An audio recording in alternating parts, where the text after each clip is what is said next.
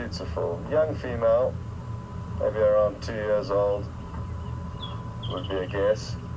And there's an even smaller one that is still going to cross the road, that's off to the right, so we'll wait for her to come. And I'm just going to reposition ever so slightly in the game viewer that's also come along this road past.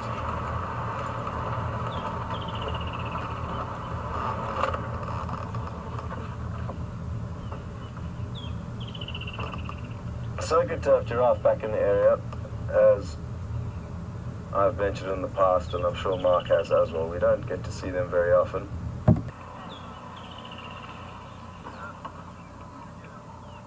Morning. Very good, how are you doing? Good.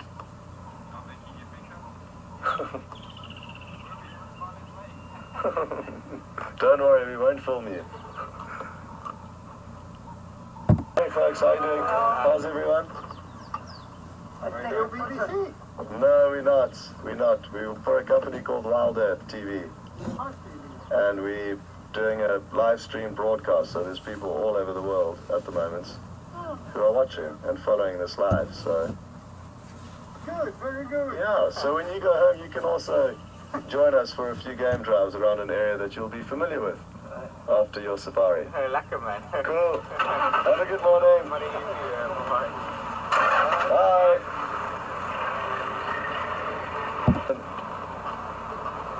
It really is a cool setup, these vehicles, and just the vehicles alone are really cool. So a lot of people are interested as to what we're doing, and a lot of them just assume that we are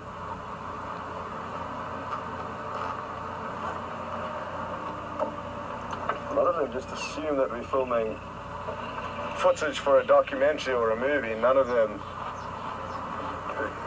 realize that it's actually a live operation that's going on, and a lot of the time they kind of blink and look at you a bit dumbfounded when you tell them what is going on, because it really is a phenomenal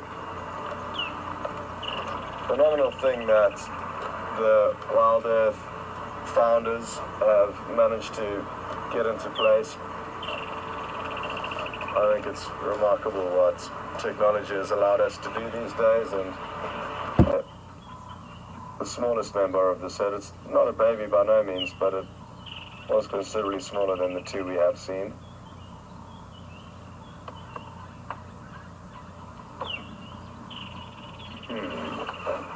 Okay, we are going to do a very big loop around, so bear with me for a moment.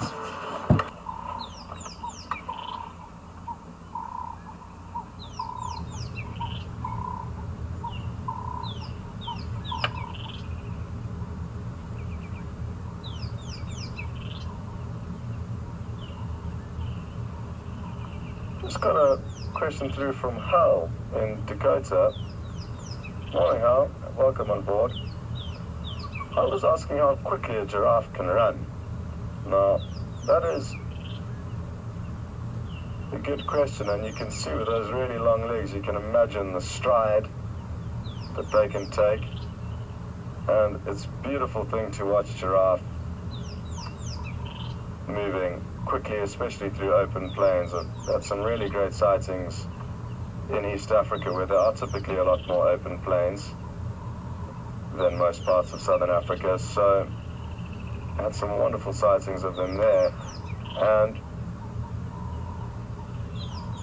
I remember following alongside some giraffe that were running at what I would assume is full speed, and it was between kind of 50 and 60 kilometers an hour that we were moving alongside them in the vehicle. So in miles per hour, that is around 30, 35 miles an hour. That was obviously a very unscientific method of testing. We were just driving alongside and guesstimating that we were moving at the same speed of them, which I guess is fairly easy enough because we were keeping in line with them. So give or take a few kilometers per hour, we can assume the top speeds are around 50, 60 kilometers an hour. And the most wonderful thing is, even though they're moving really quickly, it looks like they're moving in slow motion from the rocking action of their long body. Something also nice to note, looking at these females, relative to the male that we saw yesterday and the other males we have been seeing, especially some really big males that we've been seeing, who have dark chocolate brown patches, almost black, whereas these females are a lot lighter, and that's fairly common amongst the giraffe, that the males will be darker than the females.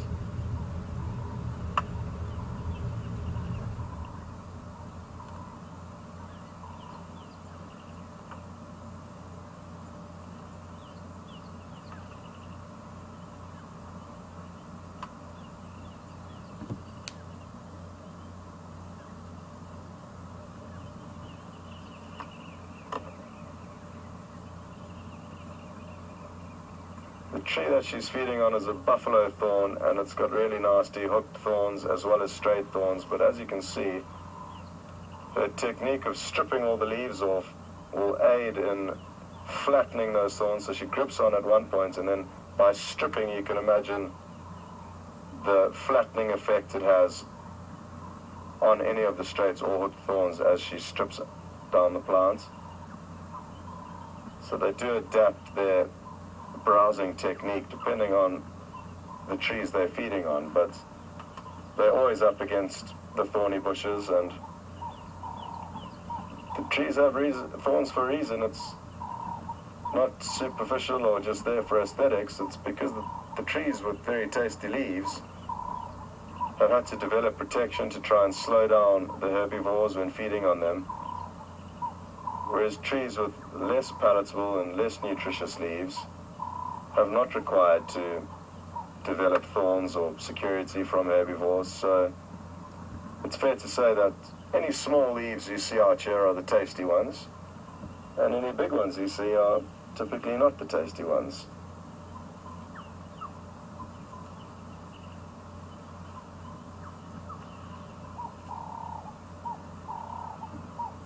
She's giving this buffalo thorn a serious makeover.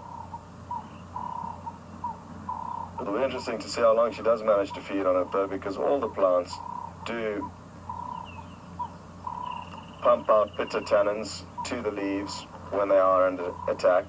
So they do notice that they are being attacked, and do have obviously a great way for sustainable browsing. They're only feeding on a small part of the tree, therefore not affecting its greater good or health, therefore ensuring that they have food in the future and that the plants also survive to bring them food in the future. As without any vegetation here, obviously nothing would exist. So it's wonderful how nature, or Mother Nature, has balanced everything to work out, and in an ecosystem like the Kruger National Park that we are parts of here, where there's millions and millions of hectares for nature to take care of itself naturally without having to intervene in any way. It really is remarkable.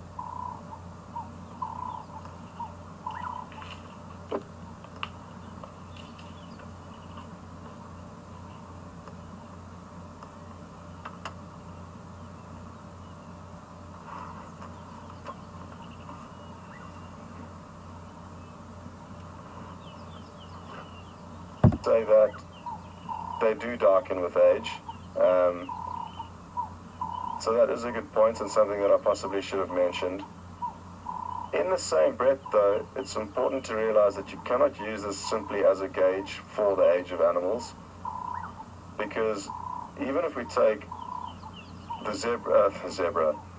giraffe that we have in shot here, the three of them, you'll notice distinctively different colorations between. Two of them are fairly dark, whereas the one on the left here that I think BM's filming now is considerably light. And I think we're going to have a good opportunity shortly to compare two that are both about to pop into shots. Well, we are really getting lucky if she decides to feed on either way. Just the fact that she's passed through here. But compare this female here to the larger one behind her. And you'll notice now that just genetically they're considerably different. And the reason why I say it's not necessarily age that makes them dark is that the youngest, smallest giraffe to the left, that's also going to be coming into shot soon, is already very dark. So genetics and age together impact on this coloration.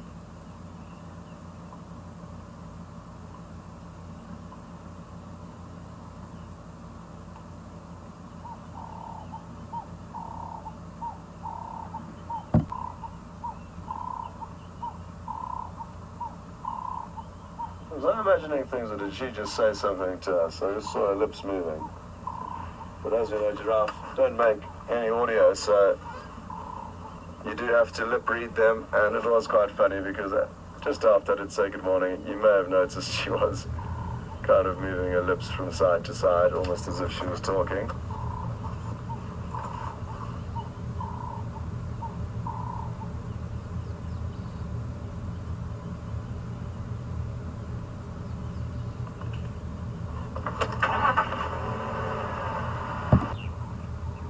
So there's 1 hour left to go, and what I would like to do is,